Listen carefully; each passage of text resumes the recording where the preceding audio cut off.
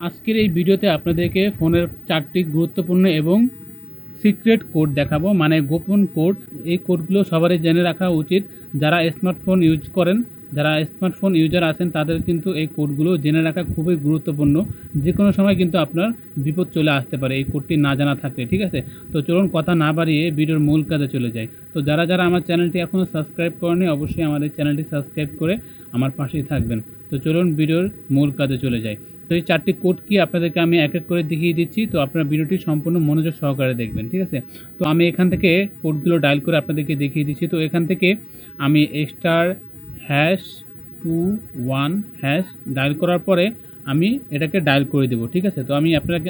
তো এখানে আমি আপনাদেরকে স্ক্রিনে দেখিয়ে দেবো, সমস্যা নেই। তো এখান থেকে আমি এটা দিয়ে ডায়াল করে দিচ্ছি।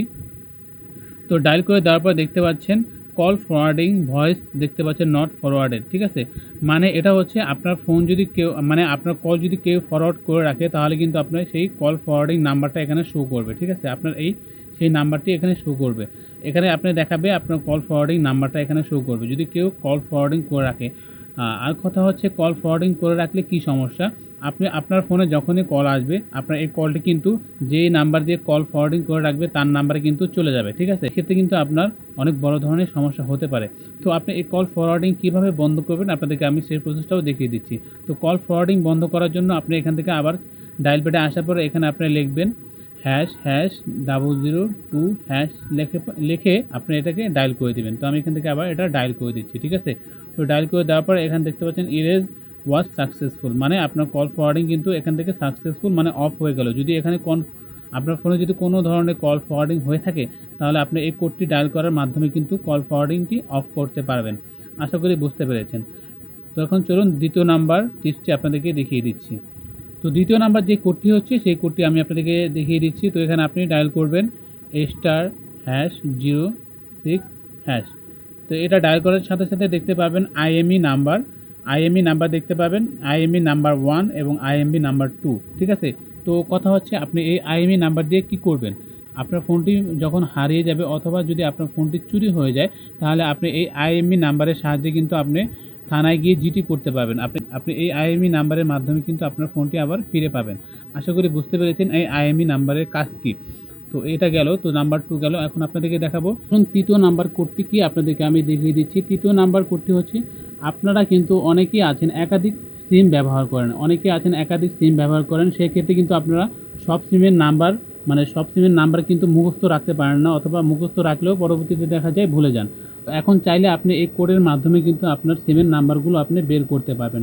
তো কোডগুলো কি আপনাদেরকে আমি দেখিয়ে দিচ্ছি। তো সর্বপ্রথম গ্রামীণের কোডটা আপনাদেরকে দেখিয়ে দিচ্ছি। কি কোড ডায়াল করলে আপনার সিমের নাম্বারটি আপনি দেখতে পারবেন। তো কোডটি ডায়াল করার জন্য ডায়াল প্যাডে আসার পর আপনি এখানে লিখবেন *2# লিখে আপনি এটা ডায়াল করে দিলেই আপনি কিন্তু গ্রামীণের নাম্বারটা দেখতে পারবেন। তো আমি এখান থেকে এটা ডায়াল করে দিচ্ছি। আমার যেহেতু এটা গ্রামীণ সিম, আমি আপনাদেরকে এটা দেখাতে পারছি, ঠিক আছে? তো দেখতে পাচ্ছেন আপনার গ্রামীণ নাম্বারটা কিন্তু এখানে শো করবে, ঠিক আছে? তো এখন হচ্ছে বাংলা লিঙ্কের নাম্বার কীভাবে বের করবেন। বাংলা লিঙ্কের নাম্বার বের করার জন্য আপনি এখান থেকে *511# লিখে আপনি এটা আবার ডায়াল করে দেবেন, ঠিক আছে? যদি আপনার ফোনে বাংলা লিঙ্ক সিম থাকে, তাহলে আপনি এটা ডায়াল করলে কিন্তু আপনি বাংলা লিঙ্কের নাম্বারটা দেখতে পারবেন। তো এখন হচ্ছে আপনার এয়ারটেলের নাম্বারটা কীভাবে বের করবেন। এয়ারটেলের নাম্বারটা বের করার জন্য আপনি এখান থেকে ডায়াল প্যাডে আসার পর এখানে লিখবেন *121*7*3#। এটা দেওয়ার পরে আপনি এই নাম্বারটি ডায়াল করে দিলে কিন্তু আপনার এয়ারটেল সিমের নাম্বারটা দেখতে পারবেন। এখন হচ্ছে রবির নাম্বারটা কিভাবে দেখবেন। আপনার রবির নাম্বারটি দেখার জন্য আপনি এখান থেকে ডায়াল প্যাডে চলে আসার পর আপনি এখানে ডায়াল করবেন *140*2*4#, ঠিক আছে? এটা লিখে আপনারা ডায়াল করে দেবেন। এই নাম্বারগুলো আপনি কোথাও নোট করে রাখতে পারেন অথবা মুখস্থ করে রাখতে পারেন, ঠিক আছে?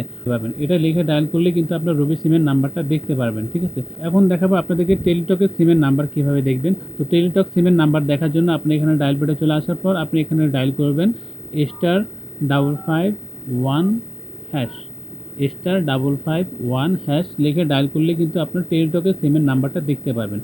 তো মূলত এই হচ্ছে আজকের ভিডিও। তো ভিডিওটি কেমন লেগেছে অবশ্যই কমেন্ট করে জানাবেন। আর যদি ভিডিওটি ভালো লেগে থাকে, তাহলে অবশ্যই আমার এই চ্যানেলটি সাবস্ক্রাইব করে রাখবেন।